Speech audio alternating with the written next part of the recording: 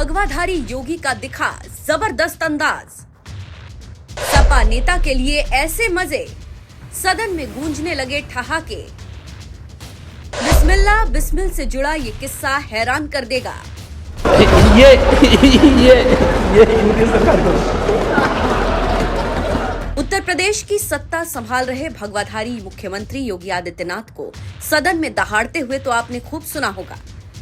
कभी अतीक अहमद जैसे माफिया को मिट्टी में मिलाने की कसम खाते हुए इस माफिया को मिट्टी में मिला देंगे, तो कभी उर्दू की वकालत करने वाले समाजवादी पार्टी को लताड़ते हुए और दूसरे के बच्चे के लिए अगर वो सुविधा सरकार देना चाहते हो, कहते नहीं उर्दू पढ़ाओ इसको, यानी उसको मौलवी बनाना चाहते हैं, कठपुल्ला पर जोड़ते इसको ले जाना चाहते हैं। ये नहीं चल सकता। सदन में विरोधियों पर फायर होने वाले भगवाधारी मुख्यमंत्री योगी आदित्यनाथ ऐसा नहीं है कि हर वक्त सख्त तेवर में ही नजर आए।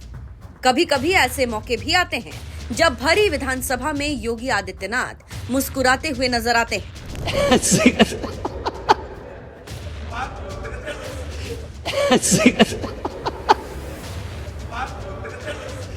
अक्सर गुस्से में विरोधियों पर बरसने वाले योगी आदित्यनाथ इस बार विधानसभा में मुस्कुराते हुए नजर आए, लेकिन योगी की मुस्कुराहट भी सपाई मुखिया अखिलेश यादव बर्दाश्त नहीं कर पा रहे होंगे, क्योंकि गुस्से में सपाइयों पर कहर बनकर टूटने वाले योगी आदित्यनाथ ने इस बार मुस्कुराते हुए समाजवादी पार्टी को रिमांड पर ले लिया और कभी सपाई सरकार में शिक्षा मंत्री रहे एक नेताजी का ऐसा किस्सा सुनाया कि पूरा सदन ठहाकों से गूंज उठा।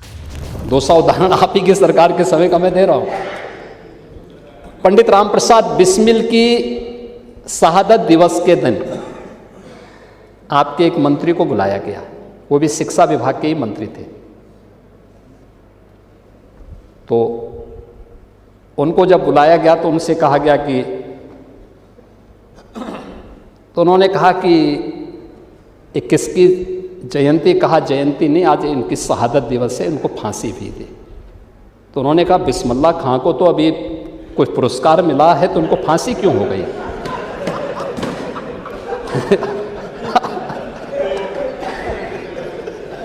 इनके शिक्षा मंत्री इनकी सरकार में जब ये अंधेर नगरी चौपट राजा, यही तो कहते हैं, इसी को कहते हैं। वो कहते हैं कि बिस्मिल्लाह खां को तो अभी पुरस्कार कोई मिला था और उनको फांसी क्यों हो गई है। बात यही खत्म नहीं हुई। स्वतंत्रता सेनानी राम प्रसाद बिस्मिल को शहनाई वादक उस्ताद बिस्मिल्लाह समझने की भूल करने वाले सपाई मंत्री ने मंच पर भी यही गलती कर दी।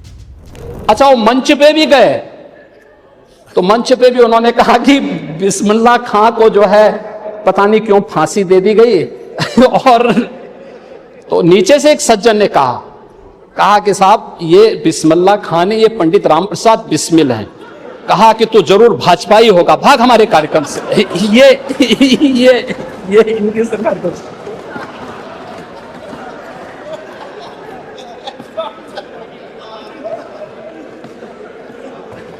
तो चौपट शिक्षा व्यवस्था को चौपट होना ही होना था।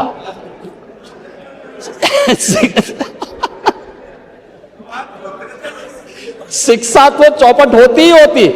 जहां अधिकारी मंत्री को नहीं जान पा रहा है और बिस्मिल्लाह खां और राम प्रसाद बिस्मिल में अंतर आपका शिक्षा मंत्री नहीं महसूस कर रहा था, तो उसको तो चौपट होना ही होना था। तो वहां बच्चे नकल नहीं करते तो क्या करते? वहां नकल नहीं करते तो क्या करते? और यही आप कर रहे थे उत्तर प्रदेश के अंदर।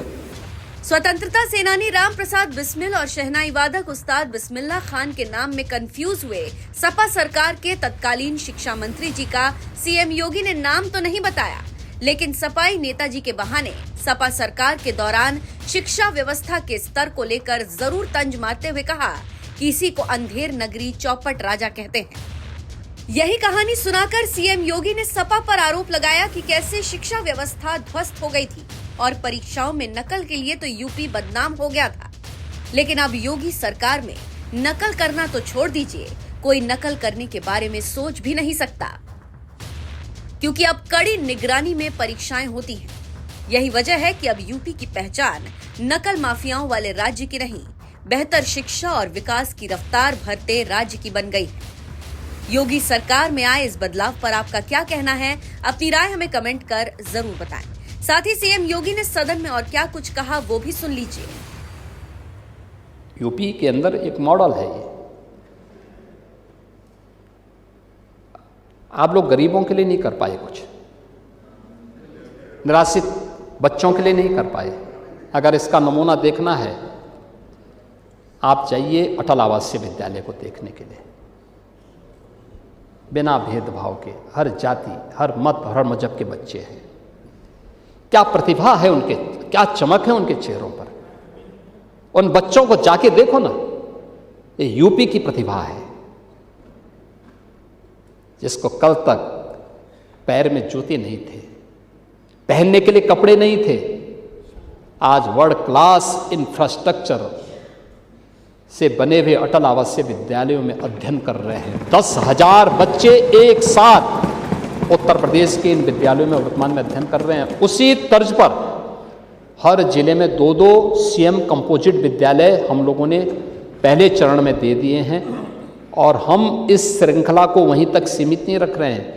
इसको हम नीचे स्तर पर, न्याय पंचायत स्तर पर ले जाना चाहते हैं, न्याय पंचायत स्तर पर। इसलिए हम चाहते हैं वहाँ मिले बच्चों के लिए केवल विद्यालय नहीं होना चाहिए, खेल का मैदान भी होना चाहिए, स्किल डेवलपमेंट के सेंटर भी होने चाहिए, उनके लिए अन्य सुविधाएं भी होनी चाहिए। ये व्यक्ति के नाम पे नहीं है, ये मुख्यमंत्री के नाम पे है। मुख्यमंत्री कोई भी होगा, ये कोई व्यक्ति का नाम नहीं है, ये पदेन है। हाँ, अटल आवासीय विद्यालय ही है। उसी तर्ज पर हम लोगों ने सीएम कंपोजिट विद्यालय बनाए हैं। ये यानी डे स्कूल होंगे। ये अटल आवासीय विद्यालय ये निराश्रित बच्चों के लिए और बीओसी बोर्ड के जो श्रमिक हैं, निर्माण श्रमिक हैं, उनके बच्चों के लिए हम लोगों ने बनाए हैं। क्योंकि वे लोग काम करते हैं, खानाबदोश जिंदगी जैसे जीते हैं आज इस सिटी में, कल वहाँ तो बच्चे नहीं पढ़ पाते थे, उनके बच्चों को वहाँ ला करके पढ़ाया जा रहा है। और अच्छे हमने वहाँ पे शिक्षक रखे हैं, ये सभी कार्य वहाँ पर हो रहे हैं। इसी तर्ज पर आज सीएम कंपोजिट विद्यालय माध्यमिक विद्यालयों में आज उत्तर प्रदेश के अंदर कार्य हो रहा है।